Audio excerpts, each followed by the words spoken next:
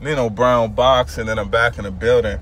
This is my post-fight reaction to the Deontay Wilder versus Tyson Fury fight. Man, honestly, right now, I really don't know how to feel. All I know is Deontay Wilder definitely needs to get back in the gym and work on some other things. I have to go back and look at it. Like, at first glance, I felt like even with the 2 knockdowns, Tyson Fury could have got the nod. It could have been a 115, 113. Now, a lot of the body shots that Wilder did land early on and a lot of the jabs that he landed, it wasn't necessarily memorable, so it didn't stick into my head later on in the fight. Now, I do have a clearer picture of a lot of the punches that Tyson Fury landed. So, numbers-wise, they look kind of the same. Like, my memory doesn't align with those numbers. It's just, I don't know, man. I wasn't satisfied. I mean, I was satisfied with the conversation in the post-fight when they were basically saying that they want to do a rematch. Tyson Fury, he was definitely very entertaining and very charismatic. So, he definitely put on the show. I mean, me and my girl, we watched the fight, and we went to Regal movie theater. We enjoyed it. But I just feel like at this point, Deontay Wilder got to put in some more work. He got to bring in somebody else from another team to help him, because he literally was looking for that right hand all night long. I love Deontay Wilder as a person, as a fighter, very exciting and very entertaining, but he definitely got to add some more weapons to his arsenal, because if that right hand wasn't coming out every other punch, it just looked sloppy to me. He even did one of them clubbing punches that Conor McGregor did to Floyd Mayweather in their fight. So it's just like, damn, it was a lot of people in the movie theater, and they were reacting to every little punch that Tyson Fury threw. I mean, I'm in Virginia right now, so it's crazy that the crowd in the movie theater, a majority of them were rooting for Deontay Wilder. I mean, Tyson Fury earlier in the fight. It was one guy that was oohing and eyeing over every little thing. We talking about punches that were landing on gloves and shit.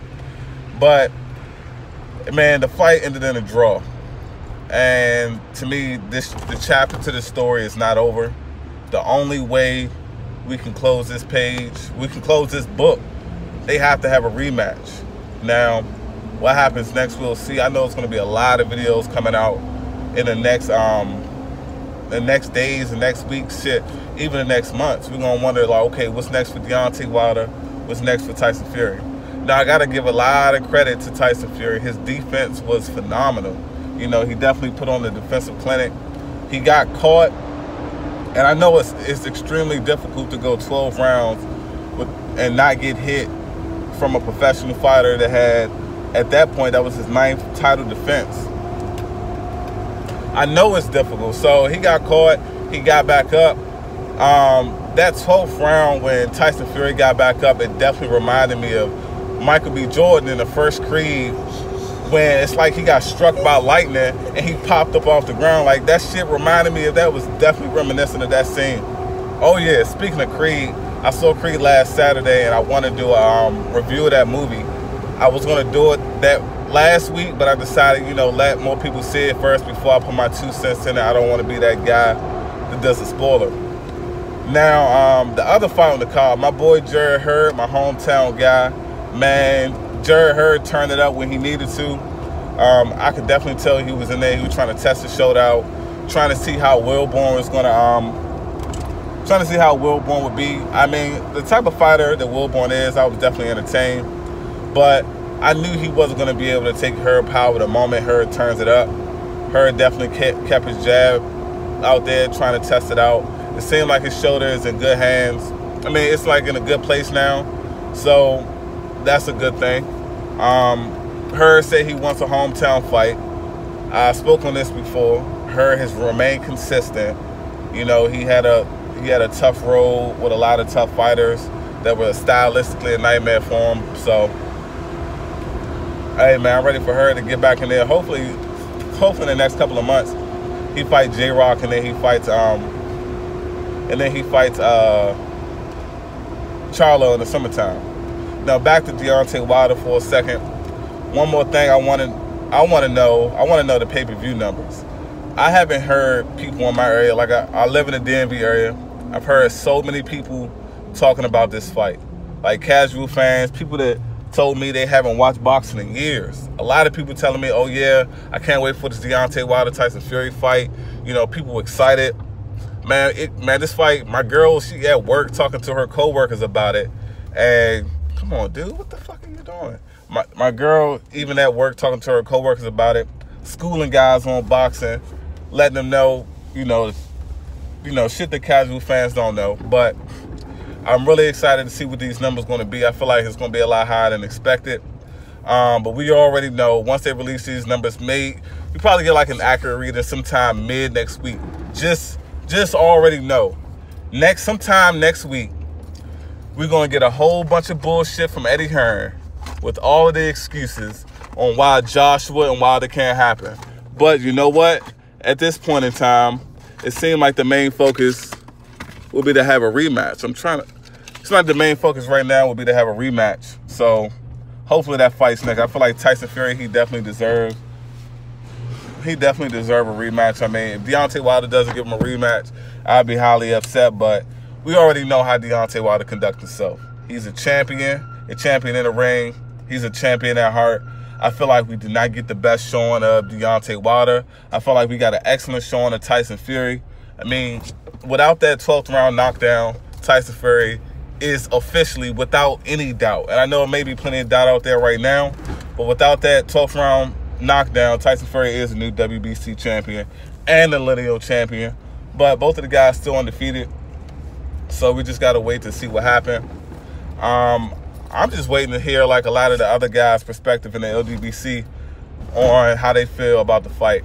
I watched this fight in a different atmosphere. I normally watch all my fights at home, but this time, you know, wanted to try something different. I don't know, man. I'm trying to think of a key moment in the fight where I feel like Deontay Wilder clearly won rounds outside of the knockdowns. Now, in the beginning of the fight, Deontay Wilder, he definitely kept the jab out there. Like a lot of the guys in the movie theater, they were commenting on how did Deontay Wilder get 40 jabs. I didn't see that. But I feel like a good amount, about 25, almost 30 jabs happened in the damn first 2 rounds. He definitely was keeping the jab out there a lot. Tyson Fury, he was very sharp from a guy that was 400 pounds almost a year ago. He got in the ring. He moved around the way that he did, very light on his feet, getting up from being knocked down, taking some heavy shots, taking some body shots. Like, he wasn't as salt to the body as I thought he would be. So, much respect to Tyson Fury. He showed that he's a true champion. And even in the post-fight, these two guys, they let the world know how they feel about that other guy in the heavyweight division, that guy being Anthony Joshua. They both feel like he a coward. Tyson Fury went above and beyond to let the world know that he felt like Anthony Joshua is a chicken. And, hey, man, put it like this. If at least 500,000 people view this fight, we all know that the world right now, if they start looking into Anthony Joshua and doing research on how he's conducted himself, the world know Anthony Joshua is a coward. If you don't know now, the 2 champions in the heavyweight division that need to have a rematch, the 2 top guys is definitely Tyson Fury and Deontay Wilder. I don't believe it's a number 1 in the heavyweight division, honestly. I believe that Wilder and Fury, they tied at number 2, and they need to fight again so we can have a definite number 1. Yeah, man, I feel like I'll make a video next week about it, and we'll see what's going to go down. Like I said, just left the movies and just got home. Damn, my seatbelt slammed on my door. Just got home, but we'll see what happens. Hopefully, they'll go in depth. Well, I already know they're going to go in depth on Trill Boxing Talk. But this is Nino Brown Boxing. Shout out to the LDBC, and I'm out.